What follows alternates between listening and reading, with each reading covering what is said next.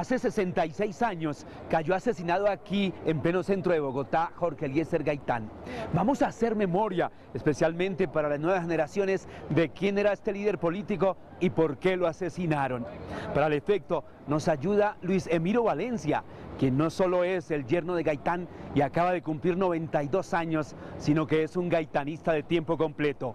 Bienvenidos. Hay una pequeña oligarquía que se llama liberal, que da los negocios, los honores y los contratos, y hay otras veces otra pequeña oligarquía conservadora cuya diferencia es la de dar los contratos conservadores para que los reciban los oligarcas liberales.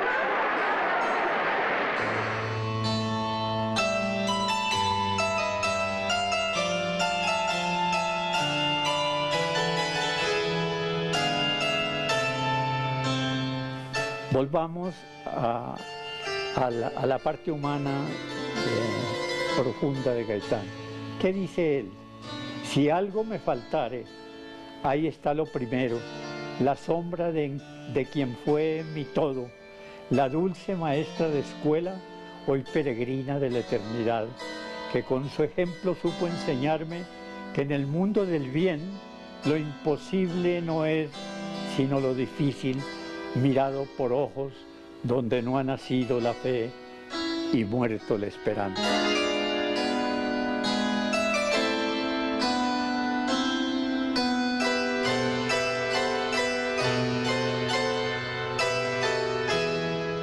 Eso les da a ustedes el contenido profundo que en sus sentimientos ocasionó su relación con la madre. Es el día de su muerte. Esto hay que relacionarlo políticamente cuando él dice: yo no soy un hombre, yo soy un pueblo. Nosotros tenemos un sentido humano distinto, diverso de estas cosas. Nosotros no decimos que el hombre debe ser un esclavo de la economía. Decimos que la economía debe estar al servicio del hombre.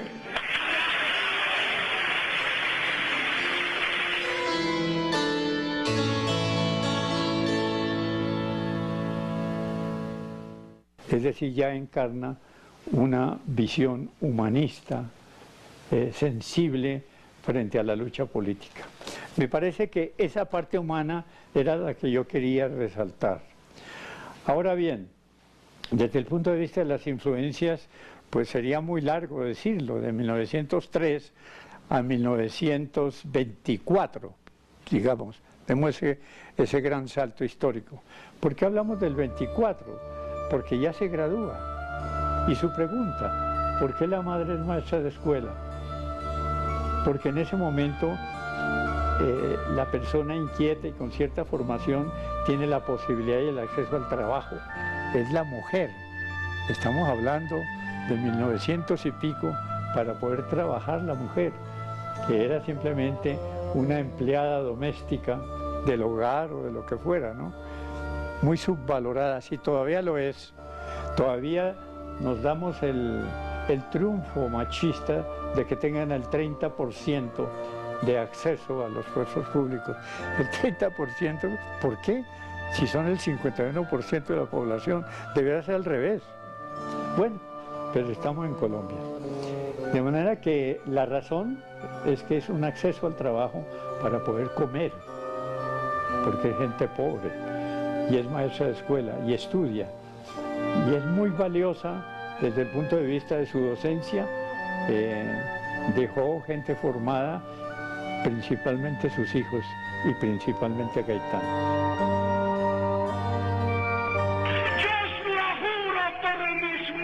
Y me acuerdo ahora de cosas sagradas que amo desde lo más íntimo de mi ser y que son la razón misma de mi existencia y que ahora se atraviesan en mí como una llama profunda de iluminación.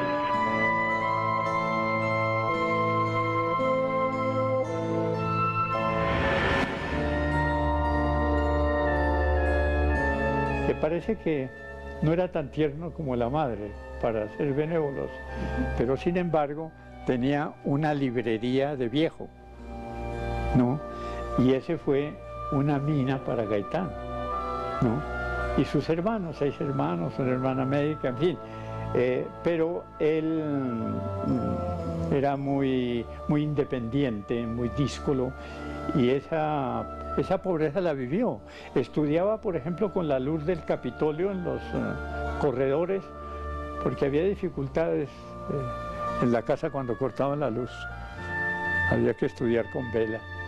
En fin, todo eso lo fue disciplinando y fue entendiendo el problema. Él nació y vivió culturalmente en el barrio de Las Cruces, que no era tan deteriorado como ahora, ¿no?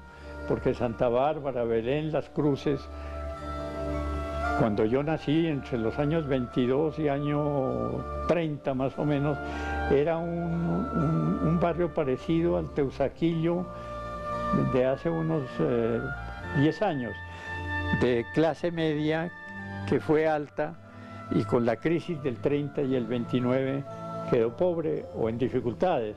Entonces se asilaron un poco en el barrio de Santa Bárbara, muy cerca a Palacio, muy cerca al poder, muy cerca a sus saudades, ¿no? Hoy es otra cosa, ¿no? Naturalmente han pasado muchos años, pero ahí nació Gaitán.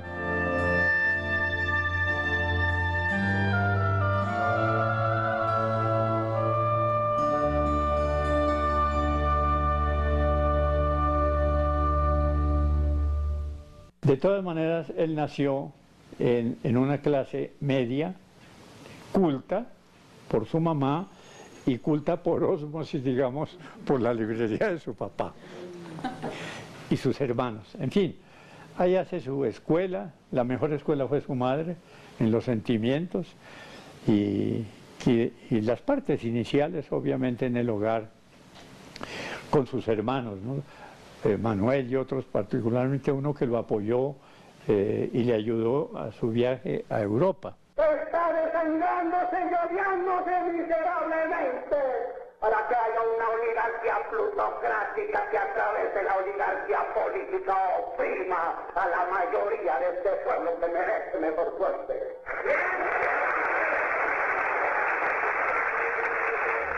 Termina su secundaria y tal, y entra a la Universidad Nacional y estudia, y siempre muy inquieto, muy juicioso, ¿no? Si uno ve lo que quedó, el despojo de su biblioteca, ¿no? Fue saqueada en gran parte, pero si uno mira la biblioteca original, los textos de Jorge Eliezer Gaitán, ve la sed y la pasión por el conocimiento. Sobre todo si uno mira esos momentos, ¿no? Donde Marx, Engels, bueno, todas las relatorías de la colonia, en fin, habría que mirar muchas cosas. Ahí ve uno la riqueza, ¿no? Los años de la edición. Es decir, eso es importante en una investigación sobre una persona. ¿Qué es lo que lee? ¿No? ¿Por qué amaba tanto? Yo me acuerdo cuando conocí por primera vez la oficina de él, era llena de cuadritos, como no era un hombre rico, pues no podía hacer lo del doctor Santos, el presidente, llamar a ver cuánto valen los boteros, ¿no? Él no podía. Entonces compraba laminitas y las enmarcaba, y estaba en la oficina de él. Todavía creo que en la Casa Museo hay cuadros de la cultura griega, esculturas, etcétera, y romana, ¿no? La influencia de esas culturas es muy importante, porque uno ve luego las lecturas de Aristóteles, de Platón, etcétera, todas esas influencias humanistas que van formando la persona, ¿no? Es como divergente con los grandes políticos de hoy, ¿no? Que a duras penas leen el tiempo, ¿no? 2 años de este grandioso movimiento que ha presentado manifestaciones, movimientos populares que la historia de Colombia no registraba. Presenta su tesis de grado. Primer elemento fundamental ideológicamente. ¿Cómo se llama? Las ideas socialistas en Colombia, 1924. Que si ustedes tienen la curiosidad de leerla o si la han leído, pueden mirar todas las citas que hace, los nombres. Entonces no es un afán de erudición, es para mostrar que ha leído. Bueno, la presentación que hace el presidente de la tesis es bastante aleccionadora. Estamos pensando en un muchacho de 20 y tantos años que se atreve a escribir semejante cosa en 1924.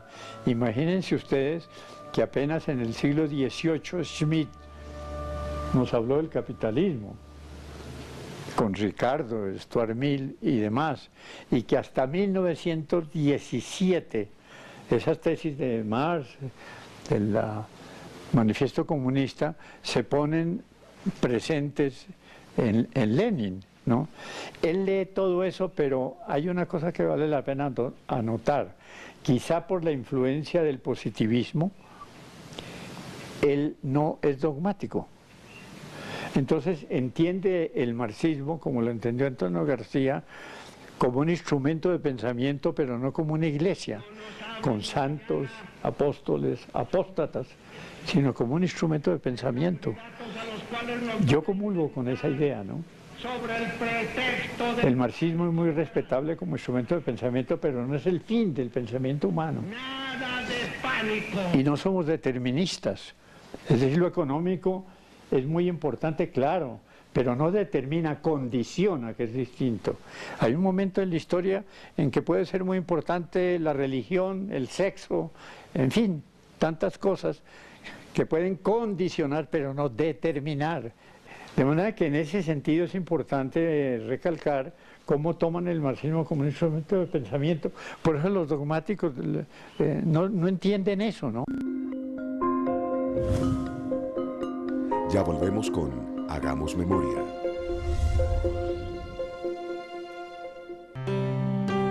Este miércoles 9 de abril, Día Nacional de la Memoria y la solidaridad con las víctimas, Canal Capital le trae una programación especial.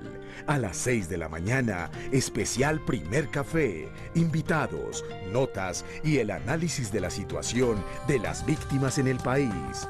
A las 10 de la mañana, Foro Internacional por los Derechos de las Víctimas, la Democracia y la Paz. 12 del día, especial Noticias Capital, Día Nacional de la Memoria y la solidaridad con las víctimas. A la 1 de la tarde, especial Hagamos Memoria, Jorge Eliezer Gaitán. A las 3 de la tarde, gran movilización, Día Nacional de la Memoria y la solidaridad con las víctimas. A las 7 de la noche, concierto Orquesta Filarmónica de Bogotá. Y a las 10 de la noche, especial Hagamos Memoria, Corriente de Renovación Socialista, Canal Capital. 2 años haciendo televisión más humana.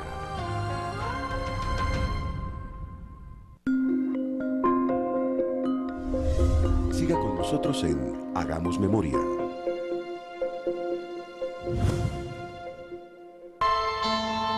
Yo no soy yo personalmente. Yo soy un pueblo que me sigue, porque se sigue a sí mismo cuando me sigue a mí, pero he interpretado. Entonces cuando Gaitán, por ejemplo, utiliza las grandes movilizaciones de masas, las marchas de antorcha, algunos atrasados que pueden ser comunistas o liberales o lo que les dé la gana, decían que era fascista. Porque él vio que en Italia, tanto Hitler como Mussolini y también Lenin movilizaban las masas y utilizaban cosas. Si uno lee Mein Kampf de Hitler, no lo vuelve a uno nazi, pero sí entiende la semiótica. La cruz gamada, que es símbolo de movimiento, es un símbolo africano. Y el rojo, todavía el rojo, en la somiática, Gaitán mismo lo usaba en el unirismo, el rojo y el negro. Muerte al pasado, revolución al porvenir. Son las cosas que hay que entender en las diversas manifestaciones y no matricularse, ¿no? Entonces, con las ideas socialistas en Colombia, ustedes en 1924 ya tienen una ruta. Y es bueno que de pronto la vean, porque ahí se está planteando la reforma agraria, que ojalá hoy la vieran los compañeros en La Habana y el doctor Humberto de la Calle, que dice que el modelo no se discute. Lo que hay que discutir es el modelo, que es el que ha producido 60 años de violencia. Ese modelo es el que hay que discutir. Y elementos de ese modelo, para sustituirlo, volvemos al pensamiento de Martí. Gaitán era alternativa, como fue alternativa José Antonio Galán en 1781. Estaba el hombre y la masa. Como fue Gaitán, estaba el hombre y la masa. Como fue la Unión Patriótica, estaban los hombres, y eran varios, y la masa. Y por eso mataron a Jaime y a Bernardo, y a 6.000. ¿Por qué? Porque son alternativas.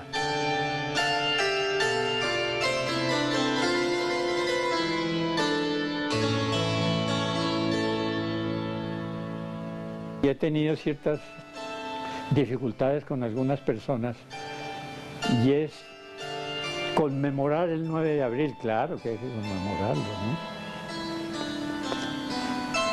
¿Quién mató a Gaitán?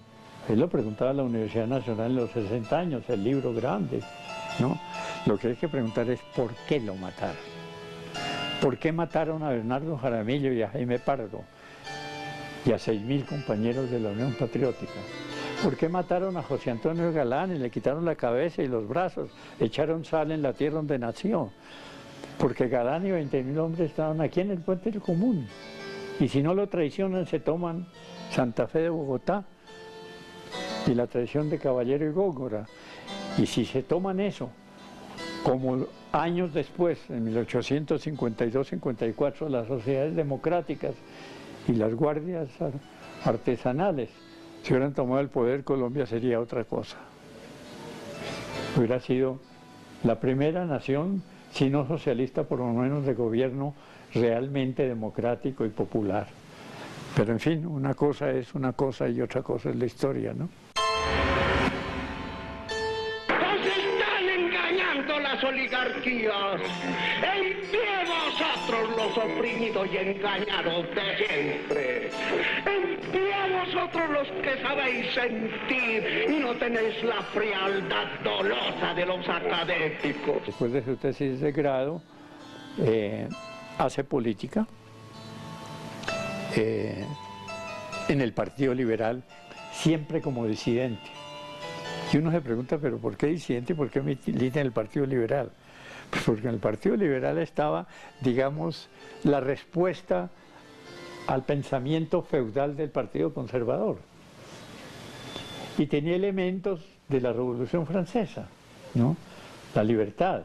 En ese sentido, Gaitán, como Antonio García, nunca fueron comunistas, pero tampoco fueron anticomunistas. Entendían que era una posición de la cual se discrepaba. ¿Por qué? Porque amaban la libertad. La libertad es el liberalismo, no el Partido Liberal, sino los elementos fundamentales de la Revolución Francesa. Gaitán milita en el Partido Liberal como disidente. En Roma obtiene su tesis cum laude sobre la premeditación en el delito. Su profesor Enrico Ferri estudia Garófalo, en fin, lo más avanzado de las ciencias penales, y regresa. Y regresa con un gran prestigio.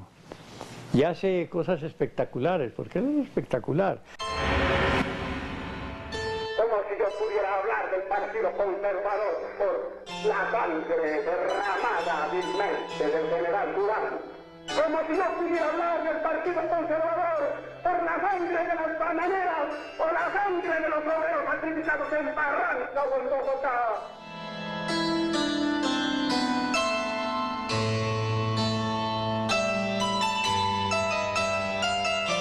La defensa de la ñapa, que era una mujer del pueblo, que había cometido un asesinato.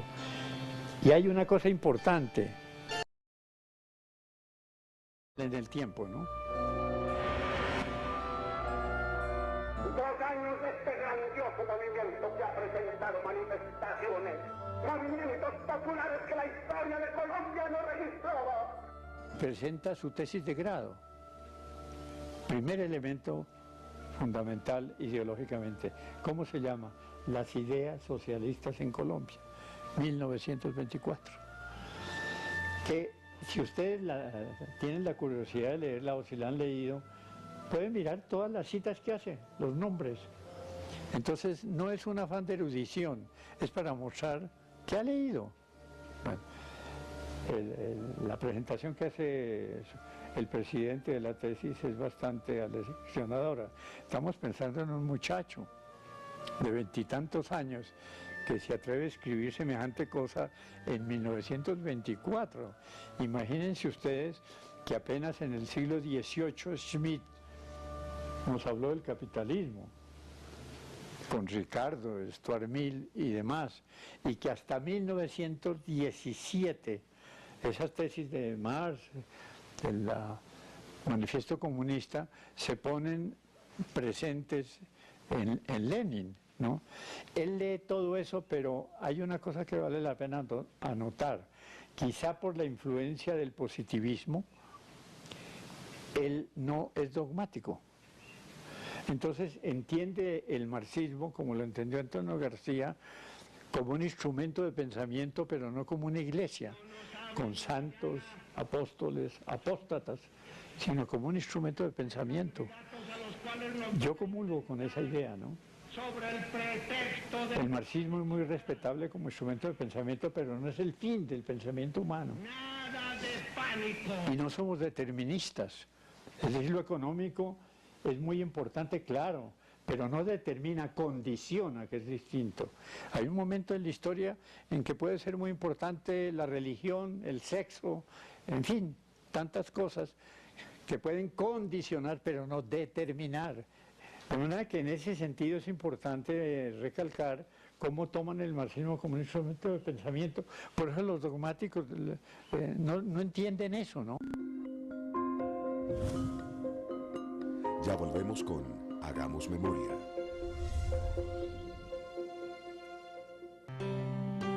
Este miércoles 9 de abril, Día Nacional de la Memoria y la solidaridad con las víctimas, Canal Capital le trae una programación especial. A las 6 de la mañana, especial Primer Café, invitados, notas y el análisis de la situación de las víctimas en el país. A las 10 de la mañana, Foro Internacional por los Derechos de las Víctimas, la Democracia y la Paz.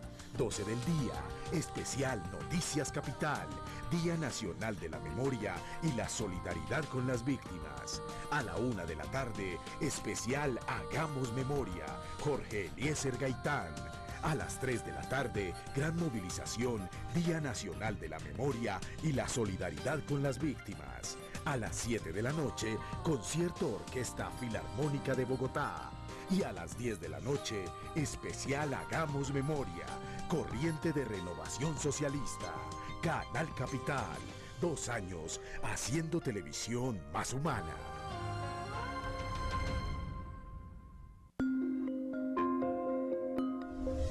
Siga con nosotros en Hagamos Memoria.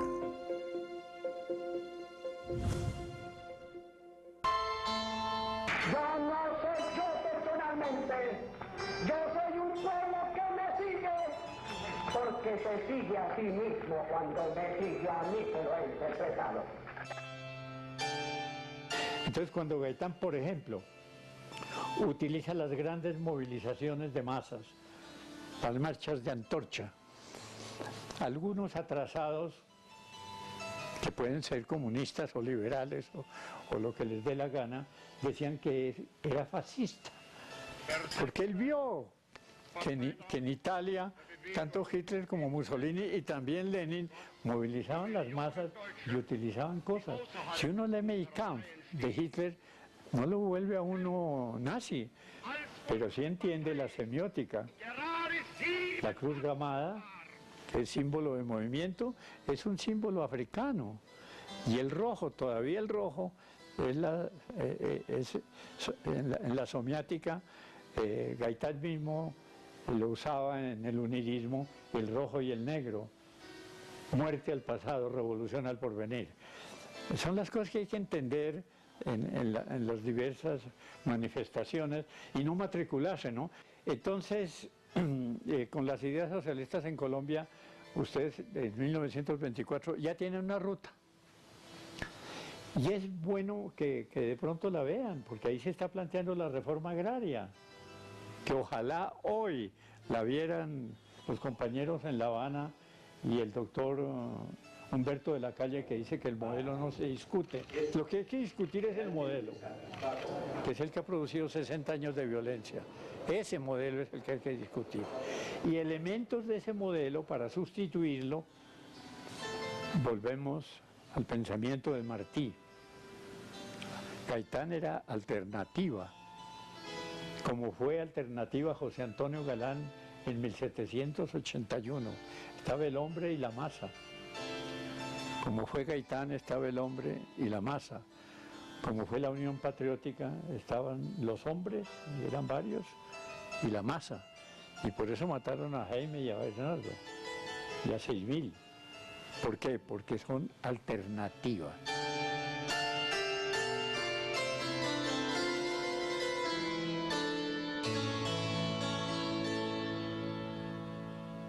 He tenido ciertas dificultades con algunas personas y es conmemorar el 9 de abril, claro que hay que conmemorarlo, ¿no? ¿Quién mató a Gaitán? Él lo preguntaba a la Universidad Nacional en los 60 años, el libro grande, ¿no? Lo que hay que preguntar es ¿por qué lo mataron?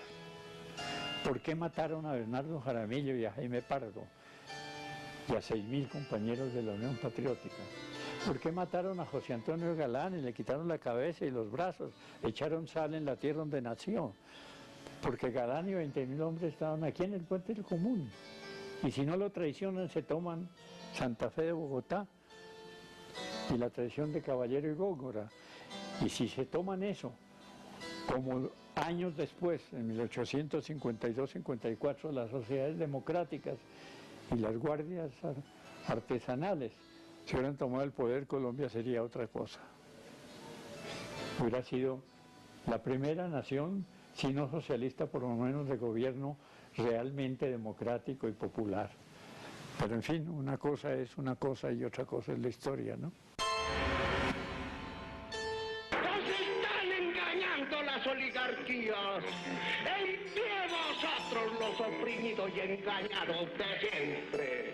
¡En pie vosotros los que sabéis sentir y no tenéis la frialdad dolosa de los académicos! Después de su tesis de grado, hace política en el Partido Liberal, siempre como disidente. Y uno se pregunta, ¿pero por qué disidente y por qué milita en el Partido Liberal? Pues porque en el Partido Liberal estaba, digamos, la respuesta al pensamiento feudal del Partido Conservador. Y tenía elementos de la Revolución Francesa, ¿no? La libertad. En ese sentido, Gaitán, como Antonio García, nunca fueron comunistas, pero tampoco fueron anticomunistas. Entendían que era una posición de la cual se discrepaba. ¿Por qué? Porque amaban la libertad. La libertad es el liberalismo, no el Partido Liberal, sino los elementos fundamentales de la Revolución Francesa. Gaitán milita en el Partido Liberal como disidente.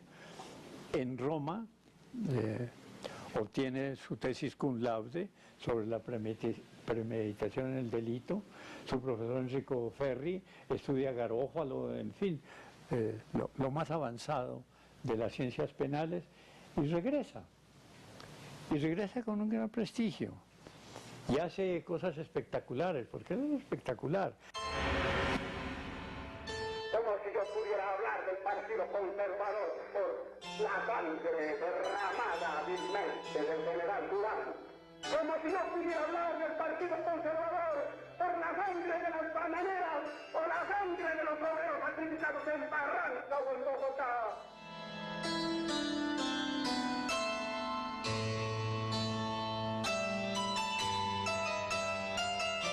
la defensa de la ñapa, que era una mujer del pueblo que había cometido un asesinato.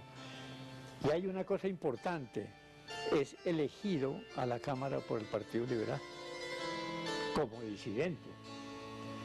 ¿Y qué ocurre ahí? 1928, otro granito y contexto. La United Fruit Company, que ahora también con la Unión Patriótica repitió la dosis, masacraron a los trabajadores del sindicato. Él ya en la Cámara hace la gran exposición y denuncia y viaja allá y trae las pruebas. 1928, que es la masacre de las bananeras. Eso le da una visibilidad enorme. Él viaja allá, regresa acá, etc. Entonces comienza a perfilarse dentro del Partido Liberal como disidente a denunciar las situaciones. Y valga la pena señalar que entre el proceso de descomposición de casi medio siglo, de hegemonía y de sueño feudal del Partido Conservador, es uno de los elementos del fulminante que en cierta manera condiciona, si no determina, la caída del régimen de Abadía Méndez, último presidente del medio siglo de sopor conservador. Eso le hace subir. Nos sentimos muy orgullosos de esta vieja raza indígena y odiamos estas oligarquías que nos ignoran. Y detestamos a esta gente que odia al pueblo y cree que a la raza colombiana se le pueden volver las espaldas y que el país político puede jugar con los dados de su afinidad sobre la túnica de nuestro patriotismo. Posteriormente, en la misma posición de liberal disidente, y estaba ahí porque ahí estaba el pueblo, frente a ¿qué? A la hegemonía conservadora. Y sigue ahí su campaña y hace parte de la reforma constitucional del 36. Y es uno de los que más incide en las formulaciones de la función social de la propiedad, elementos del derecho laboral, tratan de romper con la ley 28 del 30 la hegemonía que tenía el marido en la mujer. La mujer al casarse perdía sus bienes, todos quedaban ya del señor esposo, pero de esposas, ¿no? Demoniatarla, pues le robaba los bienes, buenos o malos, o los usufructaba, en fin. No entro a hablar de eso porque de pronto hablamos en la casa del ahorcado. En fin, y viene la ley 28, creo que del 30, la manumisión de la mujer casada, ¿no?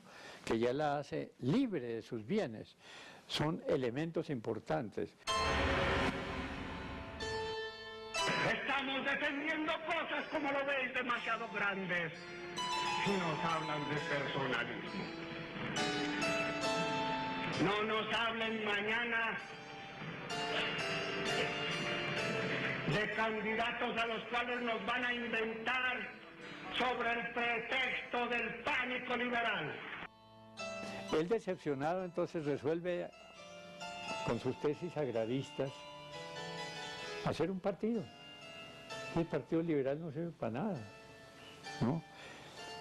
Y trató de organizar el partido, el liberalismo gaitanista, y comenzó a tener la ofensiva del Partido Liberal oficial.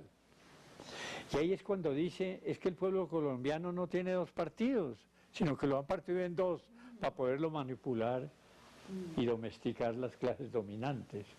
Y la clase dominante es una sola, se llama liberal o conservadora, pero allá arriba se distribuyen las tierras, los bancos y todo, y abajo ponen a pelear en las guerras civiles o en las luchas electorales al pueblo. Ese es, digamos, su leitmotiv, su gran filosofía política. Eso hay que tenerlo claro para poder entender cómo dentro del Partido Liberal es disidente y lucha contra el propio Partido Liberal, como veremos más adelante frente a López Pumarejo y frente a López hijo. Nada de pánico. El pánico se lo dejamos a la gente cobarde que no sabe sentir como nosotros, los de esta raza nuestra sentimos. Luego yo tuve la oportunidad de hablar con Juan de la Cruz Varela sobre todo eso. Juan, ¿qué era? Un campesinito boyacense, en términos coloquiales, vaciado, sin nada, como todos los campesinos aún hoy. Las marchas nos están diciendo algo, ¿no? Y entonces, ¿a qué viene ese campesino de Boyacá al oriente del Tolima y al Tolima? A buscar baldíos, porque están regalando las tierras del Estado a la oligarquía liberal y conservadora, como ahora, con los de azucareros del Valle, igualito. Y repiten lo de la colonia y la conquista, que es darle las tierras del Estado, que se llaman baldíos, a los beneméritos de la conquista, y luego a los beneméritos de la colonia, y luego a los beneméritos de la República Señorial, como ahora. ¿Qué defendían los paras? Los latifundios inclusive del ubérrimo del doctor Uribe. Eso no es para molestar al doctor Uribe ni a nadie, es para mostrar cómo se despoja de la tierra, o al Estado o a los campesinos, para mantener el predominio de la clase dominante latifundista. Juan tenía o los campesinos tenían un mentor, Erasmo Valencia. Erasmo era una especie de abogado de tinterillo, que llaman, ¿no? Que le hacía los memoriales para el ministerio a los campesinos para que adjudicación de baldíos. Y a veces quedan mal hechos, y en fin. Pero entonces recurría Erasmo a Jorge Eliezer. Y Jorge Eliezer les hacía pues los grandes memoriales, las demandas. Y ahí se vincula Juan de la Cruz y Erasmo con Jorge Eliezer. Entonces nace la idea, me imagino, de esos contactos, de organizar el unirismo. Estamos ya en el año 34, 36. ¿Qué es el unirismo? Unión Nacional Izquierdista Revolucionaria. Unir. Es la bandera de rojo y negro que les decía. Muerte al pasado, revolución al porvenir. El sueño que todos hemos tenido, ¿no? O la pesadilla, mejor dicho. Estadistas porque se dejan manejar, estadistas porque no tienen la fuerza humana que nosotros tenemos, pues les pena ahora que no nos crean estadistas, porque nosotros queremos ser cerebros, sí, pero cerebros iluminados, ardidos por el fuego de nuestro corazón.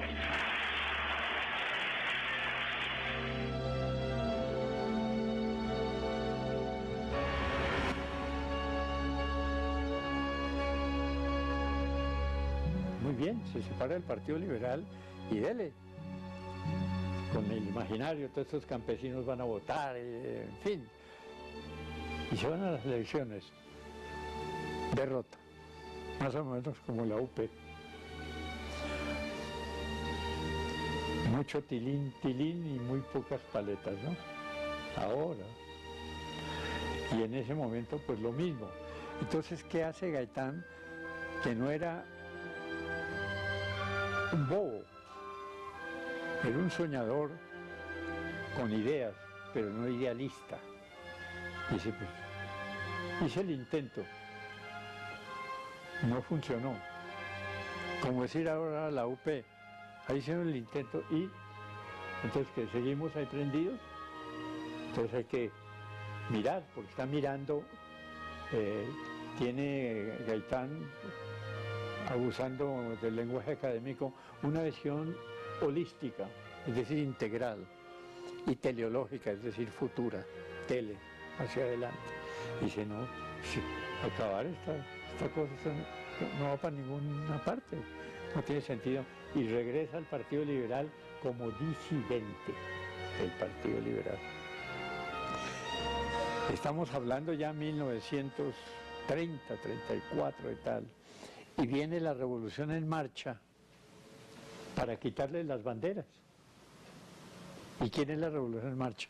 Alfonso López Pumarejo, del cogollito de la oligarquía, pero muy inteligente, al fin hijo de banqueros y banquero él mismo, y ve que es necesario modernizar el país, que si no lo modernizan, Gaitán se lleve este cuento. Ya volvemos con Hagamos Memoria. Colombianita, póngase seria. ¿No ve que estoy escribiendo una propuesta para contribuir a la construcción de la paz a partir de la reparación integral a las víctimas? Esa será nuestra forma de conmemorar el Día Nacional de la Memoria y Solidaridad con las Víctimas el próximo 9 de abril. Ese día habrá cabildos abiertos en todas las asambleas del país y en el Congreso. ¿Y quiénes podemos presentar propuestas? Pues universidades, ONG, cámaras de comercio y asociaciones defensoras de víctimas. Escribe y participa.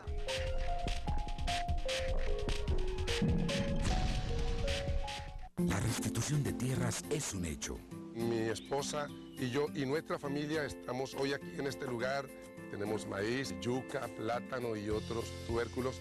Pero después de estar acá me di cuenta que más de lo que se llama restitución, también son muchos los beneficios que tenemos, no solamente en especies, sino también en dinero.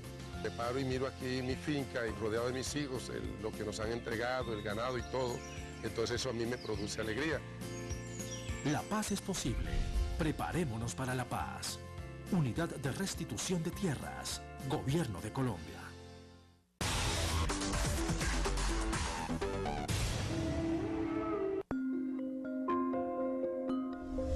Siga con nosotros en Hagamos Memoria.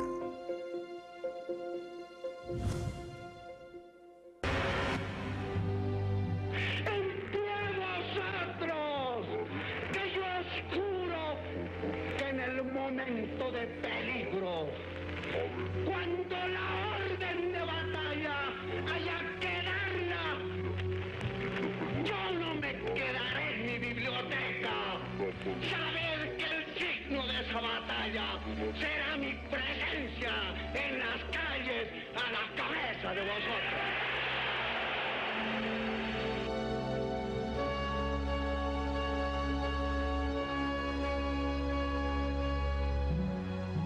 Entonces viene la modernización, se llama la Revolución en Marcha, del primer gobierno de López, porque cuando cae, y hablamos de 1930, Abadía Méndez, viene la concentración nacional de Olaya Herrera, que viene como años después Alberto Lleras de ser Olaya Herrera embajador de Colombia en Washington.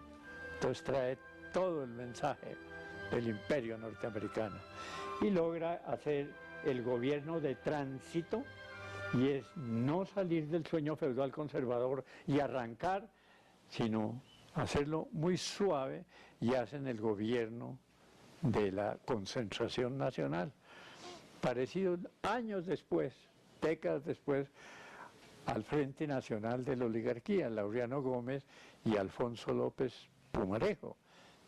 ¿Y ahora cómo se llama el gobierno actual? La Unidad Nacional, ¿no? ¿Y cómo se llamó la tumbada de Rojas? El Frente Nacional. Entonces, cuando hay peligro, se unen arriba, ¿no? Y punto. Vuelve y juega. Indudablemente, la Revolución en Marcha es importante, desde el punto de vista de modernización del Estado, de la necesidad que tiene la burguesía. Si sale una clase obrera, ¿cómo la dejan suelta?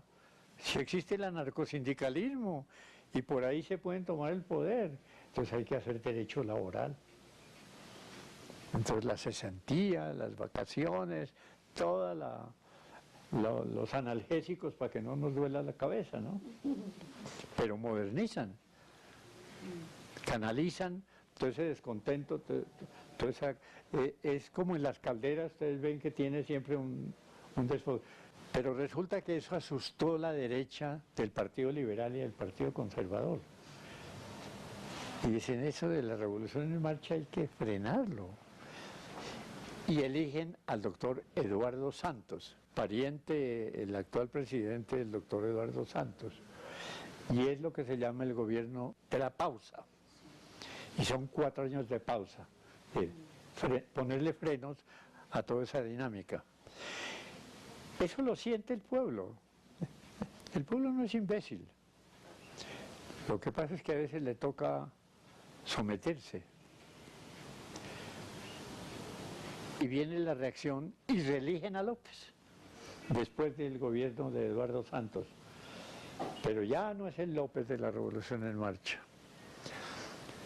Ya venía mucha corrupción y muchas cosas. El segundo gobierno de López entra en decadencia y corrupto.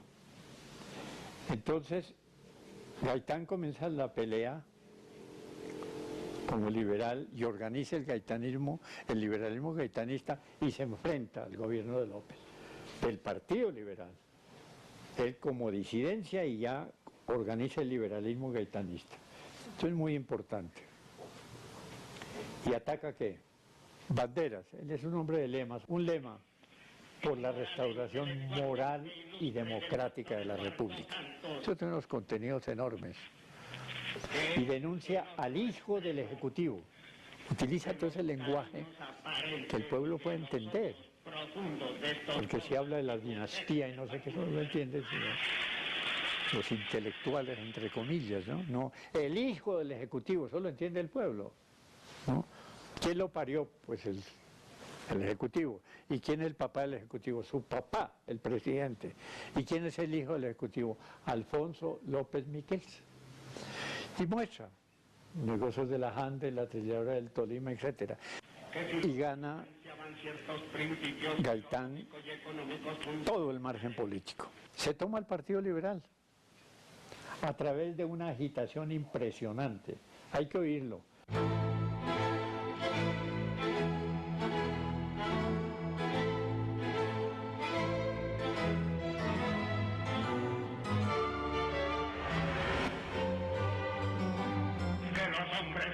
Cruzado universidades sabemos que el hombre es como las plantas, que la planta da fruta y flores no por la planta misma, sino por el surco y la tierra donde ha aprendido, y que el hombre y un pueblo no pueden ser grandes y fuertes, sino en razón de las tumbas donde tiene el alimento para su futuro.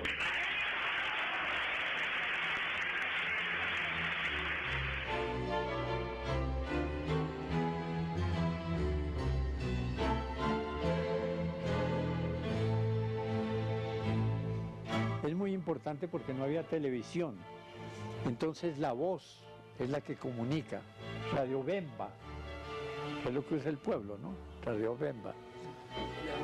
Un pueblo que no sabía leer casi y escribir, sabía oír. Entonces, ¿qué usó? La radio. Yo siendo muy joven, porque yo fui joven,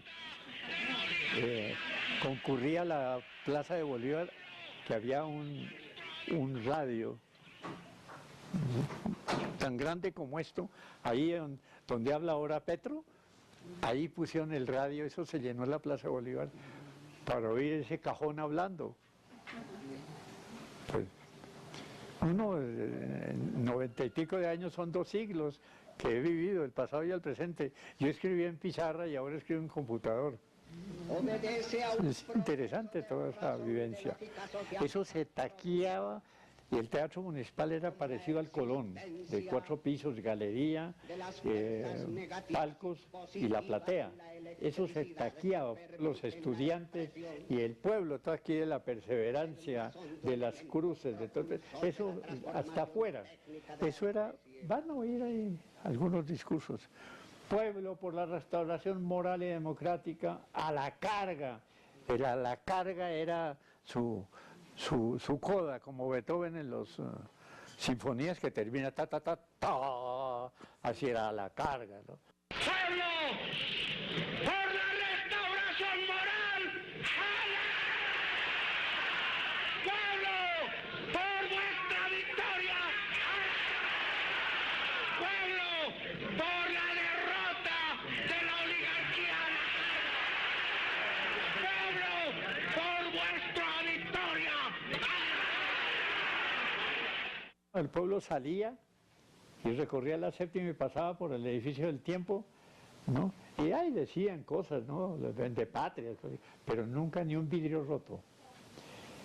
Él tenía muy disciplinado a la gente, ¿no? ¿Sabe dónde es el observatorio astronómico? ¿Sabe dónde es el Palacio de Nariño? Al norte, 10 metros. Fue destruido. Los gobiernos liberales y conservadores. Así como destruyeron la casa de Galán, José Antonio, en 1781, y le echaron sal para que no creciera la hierba donde nació. Ya volvemos con Hagamos Memoria.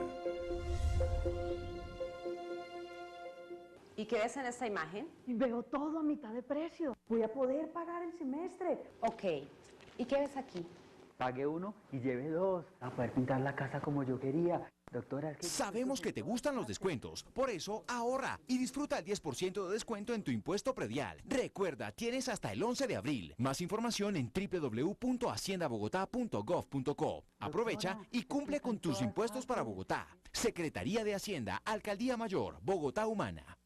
Mincultura informa que ya está abierta la convocatoria de estímulos 2014. Más de 12.000 millones de pesos para entregar 578 estímulos en becas, premios, pasantías y residencias artísticas a creadores, investigadores, artistas y gestores culturales. No se quede sin participar. Consulte www.mincultura.gov.co. Ministerio de Cultura, prosperidad para todos. Siga con nosotros en Hagamos Memoria.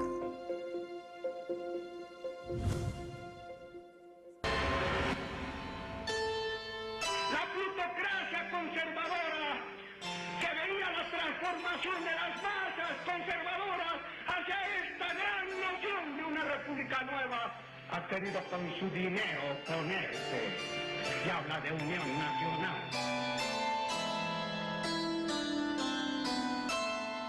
Llega un momento en que realmente el pueblo liberal se vuelve liberal gaitanista. Entonces el doctor Eduardo Santos, frente a la cosa electoral, abstención electoral porque no había garantías. Entonces le entrega, como director o presidente del Partido Liberal, le entrega las llaves del directorio del doctor Gaitán. Y se va para París y deja la consigna en plena violencia de fe y dignidad. Ella se va y luego lo sigue el doctor Gerardo Molina.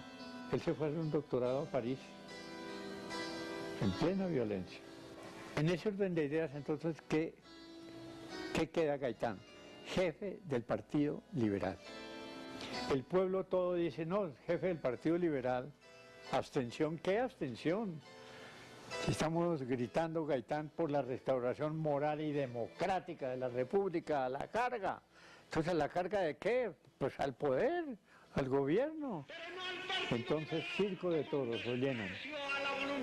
Candidato del pueblo a la presidencia de la República. Segundo paso.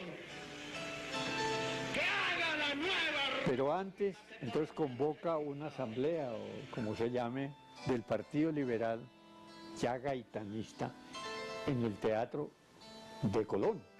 Aquí todavía existe. Y arranca reformando los estatutos y planteando un programa, reforma arancelaria, reforma bancaria, reforma agraria, unos elementos, industrialización, etcétera, dentro de los estatutos del Partido Liberal, pero arranca diciendo, el Partido Liberal es el partido del pueblo. Incapacidad para detener al pueblo que me sigue, porque ellos tienen un gran desprecio por su pueblo y no lo conocen. Y yo sé que no hay pueblo más dócil, y más dúctil, y más grande que este pueblo nuestro al cual le han querido quitar la conciencia de su valor. Pero seguían conspirando, López Pumarejo y Santos y todo, ¿no? Desde la sombra. ¿Con quién? Con Mariano Espina Pérez. Y gana las elecciones, estamos hablando en 1947. Gana el Congreso, las asambleas y las alcaldías. ¿Qué le falta para ser presidente? Gaitán ve que va para la presidencia de la República sin remedio. o con remedio, pero va para allá. Comienza el Partido Conservador a atacar al liberalismo gaitanista y organizan a los chulavitas. Los chulavitas son una vereda de Boyacá, ¿no?, atrasado de fanáticos campesinos conservadores para que maten liberales. Entonces López Pumarejo, Alfonso López Pumarejo y Mariano Ospina, hay que atajar. ¿Cómo atajan? Con un candidato. Entonces el candidato del Partido Liberal, doctor Eduardo Santos, ¿quién es? Aquí viene la anécdota. Gabriel Turbay, del Partido Liberal, y Gaitán del Partido Liberal, disidente gaitanista. Entonces hay dos candidatos liberales. En ese momento, entonces, ¿qué se hace? Se reúnen Gaitán. De esto no me hago responsable. Me hago responsable de decir lo que me contó Amparo Jaramillo de Gaitán. Desgraciadamente ya falleció. Pero en esas conversaciones familiares me decían, no, sí, Jorge Eliezer y Gabriel Turbay estuvieron aquí. Me lo contó en la casa que hoy es museo. Y acordaron que Gabriel apoya a Jorge Eliezer y luego Jorge Eliezer apoya a Turbay en la próxima candidatura. Porque Turbay no era el Manzanillo Julio César Turbay, era un hombre de Estado de la misma generación, culto, etcétera. Era un señor muy bien informado, muy señor, soltero. Y me contó Amparo que acordaron eso. Y al otro día, muy temprano, llamó Gabriel Turbay al doctor Gaitán a decirle que el pacto, el convenio, quedaba cancelado porque el doctor Santos apoyaba con el tiempo su propia candidatura. Y es que la explosión del doctor Turbay, del doctor Gaitán, fue singular. Entonces lanzan un tercer candidato, buen mozo, antioqueño, rico, casado con una mujer también antioqueña. Entonces vienen las elecciones y sale Mariano Ospina Pérez. Si ustedes suman en las estadísticas históricas los votos de Gaitán y los votos de Turbay, son mayoría a los del doctor Ospina, pero en las leyes electorales Ospina es el presidente. Pero el movimiento gaitanista sigue, y ahora sí que con mayor razón, porque el doctor Turbay se fue a morir de tristeza su soltería en París. Y dicen que él mismo anticipó su final, no sé si sea cierto, pero murió 3 o 4 meses después en París. Cierto grupo reducido de la plutocracia conservadora de Medellín, que el pueblo conservador y el pueblo liberal habían empezado a entender que si los distanciaban ciertos principios filosóficos y económicos fundamentales, sin embargo, en el hecho de las costumbres políticas, habían llegado a incidir para defender intereses que les son mutuos y que les son claros. Entonces, ¿qué se hace para consolidar el gobierno de Ospina Pérez? El gobierno de minoría, la violencia. Muy importante para ustedes, la violencia institucional comienza en 1946 con los gobiernos de Mariano Ospina Pérez, continúa con el de Laureano Gómez y culmina con el de Urdaneta Arbeláez hasta 1953, el golpe militar del 13 de junio del general Rojas, que lo imponen para que entregue las guerrillas, y una vez que las entregó y las desarmó, le buscaron el pierde y así como lo pusieron, lo sacaron. ¿Y dónde están los historiadores que comienzan a decirnos que la violencia comenzó el 9 de abril de 1948? Falacia, mala fe o ignorancia. Prueba, no es una hipótesis. El Memorial de Agravios, febrero de 1947, lo presenta Jorge Eliezer Gaitán con el listado de muertos de la violencia institucional, del gobierno, ¿de quién? De Ospina Pérez Mariano, y dirige el Memorial de Agravios a él, presidente de la República. ¿Quién lo recibe? Lo recibe su secretario general, el doctor Misael Pastrana Borrero, padre del actual Pastrana en este régimen de dinastías, ¿no? Pero la violencia sobre todo contra el liberalismo gaitanista, que es la alternativa de poder, que tiene programa, etc. Y viene la violencia. Ante ese problema tan grave, viene la manifestación del silencio. Estamos hablando de 1948, febrero. No se oía sino como las alas de las aves, las banderas rojas y negras de la bandera de Colombia, nada más. Y él hizo un discurso de unos 18 a 20 minutos. Respuesta, más violencia. 17 de febrero de 1948, oración por los humildes. ¿Dónde? En el cementerio de Manizales. Respuesta, más muertos. Mentira que nosotros tenemos valores profundos. Mentira que podemos tener fe en esta raza nuestra. No nos la pueden ultrajar en esa forma. La estamos defendiendo y la defenderemos.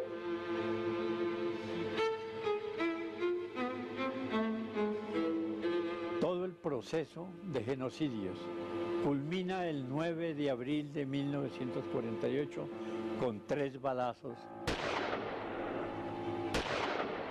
y el magnicidio que frustró la historia del pueblo colombiano.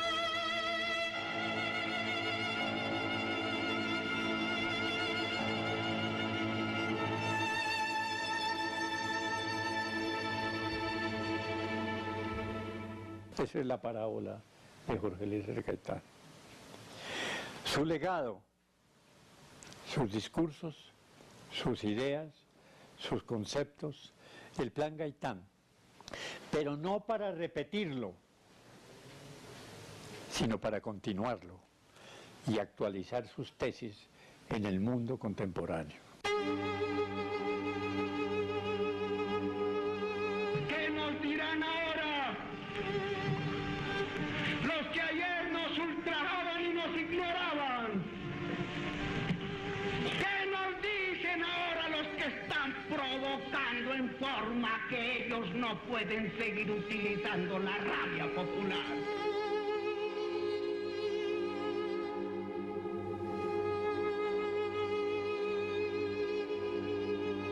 Y un día ser gobierno y poder con democracia orgánica en lo económico, social, político, cultural e internacional. Ese es el mensaje de un sacrificio como el de Gaitán y de tantos mujeres y hombres que han entregado sus sueños en esta pesadilla que lleva más de medio siglo.